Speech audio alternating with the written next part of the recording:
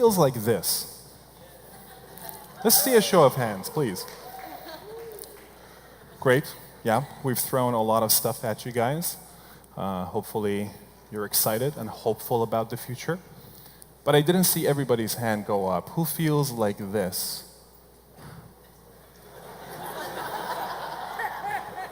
Yeah? Perfect split. Okay. Great. So, yeah, we've been throwing a lot of stuff at you guys, talking about exponential technologies, their impact on the future. And I have a privileged opportunity at Singularity's events to observe what happens after you leave the conference. And I've done this with a few thousand people so far, along with my colleagues. Typically, right around this time, you're probably feeling either super excited or super concerned. Concerned that the wheels are coming off, that you might not be prepared for the landing, or that you're missing out on opportunities, which is the exhilaration. And I'm here to share with you, very briefly, it is an honor to deliver the shortest talk of the conference, actually, what we have seen work, and a few recommendations for you as well as how we might be able to help. So without further ado, let's jump right in. This is my favorite place at a museum. Anybody know where this is? This is the Louvre. And I believe it is the loneliest place at the Louvre. Every time I've been near this place, and every time I've taken a picture of it, it is of people walking away from this wall. And nobody's walking towards it. Nobody's looking at these 5 beautiful paintings that are on this wall. So the first time I went there, I wondered what's on the other side. There are around 300 people on the other side. And they're all trying to catch a glimpse of Da Vinci's masterpiece, the Mona Lisa. The wall epitomizes an inherent human fear. The question of what you're working on today, is it going to matter? Will it stand the test of time? Which side of the wall will you land on?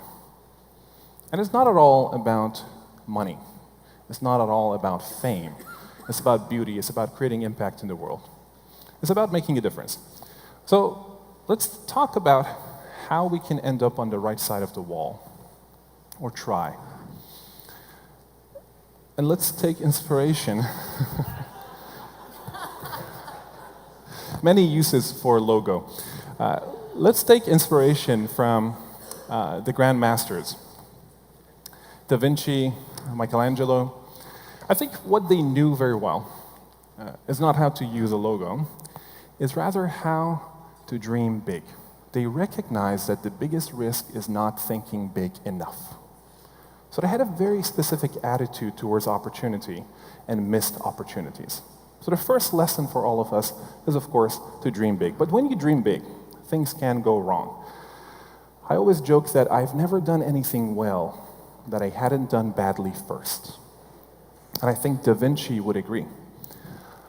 On your left, you have the Mona Lisa. On the right, you have a work by Da Vinci, something he drew 15 years earlier, that is called the Isleworth Mona Lisa. Most people don't know about the Isleworth Mona Lisa. The difference is clear. The Mona Lisa is a masterpiece. This is the beginning of a masterpiece.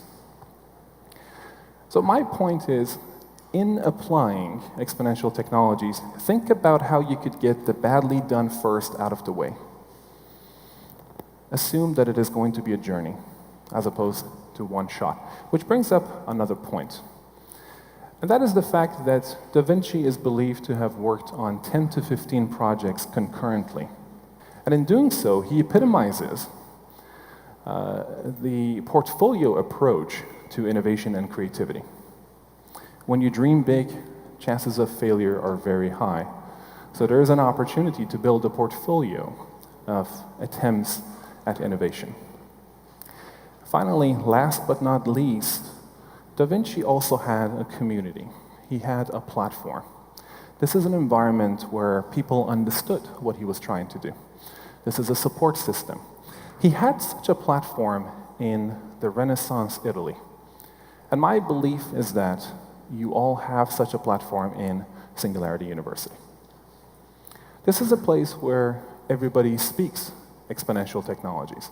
The language is there, the support system is there, and the network is at your disposal. There are a few things that Singularity can help when you're working on your next masterpiece. And I want you to count on us as a resource for two specific initiatives. Education and innovation are the two pillars of how we partner with different types of organizations. Let me tell you a little bit about education. We have different types of conferences. Of course, the conference you're attending right now is one. This is an overview, broad-based approach to exponential technologies. But we also have conferences like Exponential Medicine, Exponential Manufacturing, Exponential Finance, where we apply the Exponentials framework in one specific domain and talk about implications and future opportunities. In addition to that, we have many international summits. 2 are coming up in the Netherlands and New Zealand in the next 2 months. Beyond that, we also offer customized learning journeys.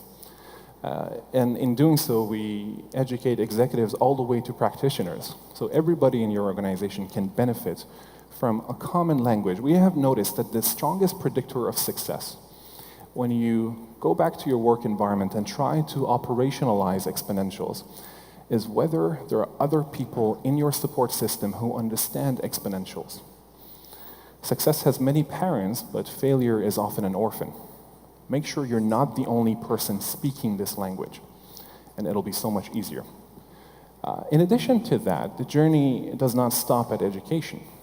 Next step is to actually apply the learnings from exponential technologies. And we have a 3-pillar approach to how we help organizations. We can help you ideate and brainstorm. We can also prototype and incubate your projects.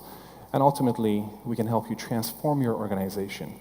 You heard about exponential organizations, and that's something we have helped many organizations attempt and move from a linear model of operations to an exponential model and become an exponential organization through a process we call LEAP. Effectively, what we're doing here is we're collaborating with you to create new ideas, new products, new projects, and new markets, and ultimately new organizations. I'd like to end with a favorite quote of mine. Intelligence is hitting a target that nobody else can. Genius is hitting a target that nobody else can see. So to get in touch with the genius within, reach out to us. Let's work together. Thank you.